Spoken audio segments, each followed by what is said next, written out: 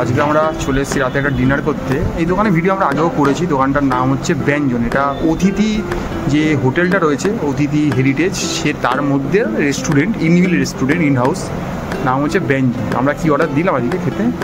মশলা kulcha order দিয়েছি।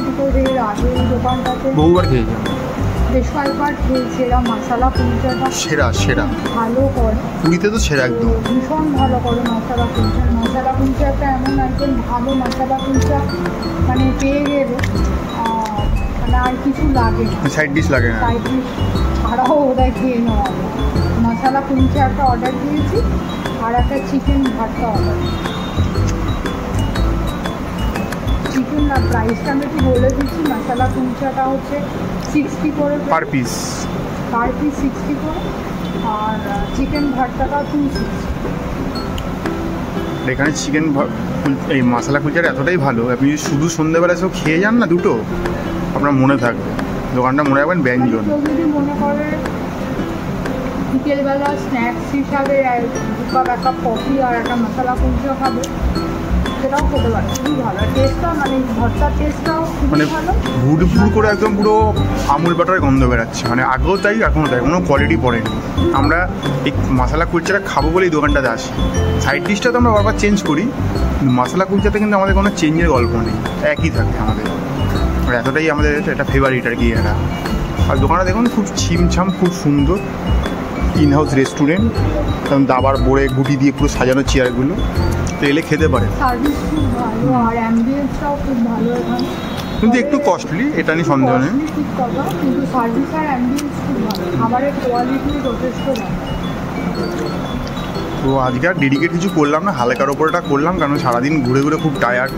মন্দির গেছিলাম, মন্দির দিয়ে পুজো দিয়ে এলাম, তাড়াতাড়ি হয়ে গেছিলো আমাদের পুজো দেওয়া। তো এই আজকে হালকা খাওয়া, যদি আর কিছু নিই বলবো আপনাদের। যে দেখতে পাচ্ছেন এইটা কিন্তু সর রোল বা কেউ বলে সর মালাই।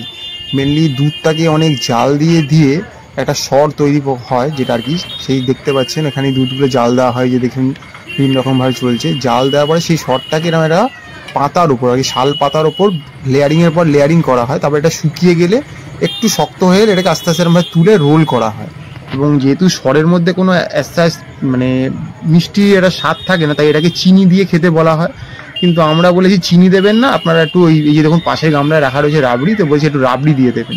তো এটা আমরা রাবড়ি দিয়ে খাবো, কিন্তু লোকে এটা চিনি দিয়ে মেনলি খায়। আবারও বলে দিচ্ছি, এটা সর রোল বা সর মালাই যে নামেই ডাকুন, বিভিন্ন লোক বিভিন্ন নামে ডাকে। এটা কিন্তু আমরা ওই পুরীর মন্দির ঘুরে যখন যাচ্ছিলাম যে স্বর্গদ্বার রোড দিয়ে, সেই রোডের উপরে যে মিষ্টি দোকানগুলো সেখান থেকেই খাচ্ছি। কারণ এটা কিন্তু আপনি স্বর্গদ্বারের সামনে বা পুরী ওই শ্রী চৈতন্য মহাপ্রভুর সামনে কিন্তু পাবেন না। তো এখান থেকে আমরা এটা কিনে নিচ্ছি। তো এটা দাম নিচ্ছে বোধহয় আই থিঙ্ক 150 টাকা।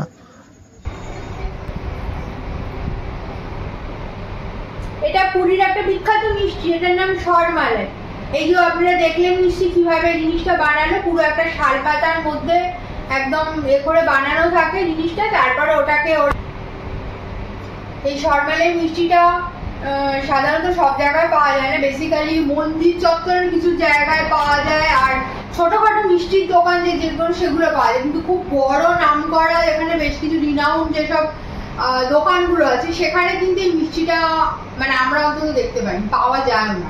এমনি যেসব ছোট ছোট মিষ্টির দোকানগুলো আছে যেখানে নাকি নানা রকম ভ্যারাইটিস লোকাল মিষ্টি পাওয়া যায়, সেই মিষ্টির দোকানগুলোতে এটা পাওয়া যায়। আর এটা ওরা সেই একটা শাল পাতার মধ্যে পুরো মানে শর্টটাকে স্প্রেড করে, সেটা পুরো শর্টটা যেমন হয় সেটা পুরো ড্রাই করার পর সেটার উপর একটু চিনি বা রাবড়ি কিছু দেয়, দিয়ে ওটাকে ওরা পুরো রোলের মতো করে তৈরি করে, আপনারা তো দেখতেই পেলেন কিভাবে করলো।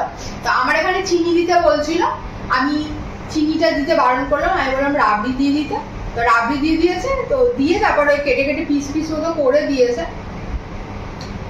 আর একদম ওখানে দাঁড়িয়ে খেতে পারিনি, তাই ঘরে নিয়ে এসেছি, ঘরে এনে খাচ্ছি। এই আমি একটা পিস নিয়েছি।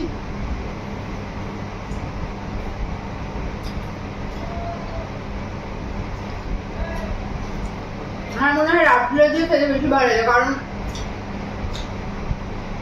রাবড়িটাও পুরো দুধ দিয়ে তৈরি, আর রাবড়ির মিষ্টিটা খুব একটা কড়া মিষ্টি না রাবড়ির এটা। কিন্তু চিনি দিয়ে অনেকে হয়তো খেতে পছন্দ করতে পারেন, অনেকে যারা একটু বেশি মিষ্টি খান তাদের একটু চিনিটা ভালো লাগতে পারে।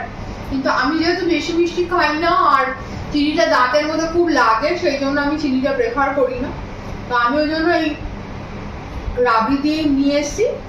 আর একদম পুরোটা সর, মানে দুধের পুরো সরটাকেও যে একদম দুধটা জাল দিতে দিতে ওপরে যে সরটা যেটা থাকে সেই সরটাকে ওরা তুলে এনে এনে পাতার মধ্যে জমিয়ে সেটাকে পুরো একটা মানে গোল রাউন্ড শেপ তৈরি করে সেটা ড্রাই করার পর এই জিনিসটাকে ওরা বিক্রি করে। এবং ওই যে পুরো যে শাল পাতাটা আপনারা যেটা দেখলেন ওটা একজনকেই ওরা দেবে। আর ওটার কিন্তু মানে যে কেউ যদি বলে এটা কেটে আমাকে খানিকটা দাও, পুরোটা নেবো না, সেটা ওরা দেয় না, ওরা পুরোটাই নিতে হয়, পুরো পাতাটাই নিতে হবে আপনাকে। আর প্রাইস এক একটা জায়গায় এক এক রকম, যেমন কেউ 200 টাকা 150 টাকা এরকম চায়, আমাকে যেমন এটা 150 বা 160 চেয়েছিল, আমি এটা 120-তে নিলাম। মানে পুরোটাই নিতে হয়, এটা থেকে ওই একটুখানি দাও ওই ভেঙে দাও সেরকম করলে হয় না, আর কোনো ওজনের ব্যাপার নেই, পুরো পাতাটাকেই নিতে হয়।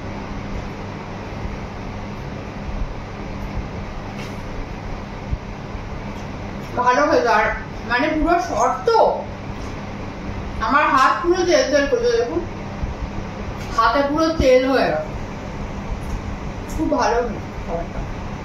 পুরীতে যদি কখনো আসেন, এটাকে কেউ মালাই বলে, কেউ সর রোল বলে, সর মালাই বলে, এক একটা এক এক নামে আর কি পরিচিত। তো আপনার জিনিসটা দেখালাম, আপনারা যদি মনে করেন কখনো পুরীতে এসে খাবারটা খাবেন খেতে পারেন। তবে আবারও বলে দিচ্ছি, ছোট ছোট মন্দির সংলগ্ন যে দোকানগুলো আছে যেখানে দেখবেন অনেক রকমের মিষ্টি পাওয়া যায়, সেই দোকানগুলোতেই পাওয়া যায়, কিন্তু ব্র্যান্ডেড যেসব দোকানে প্রচুর খাজা খাজা পাওয়া যায় ওসব দোকানে কিন্তু পাওয়া যায়।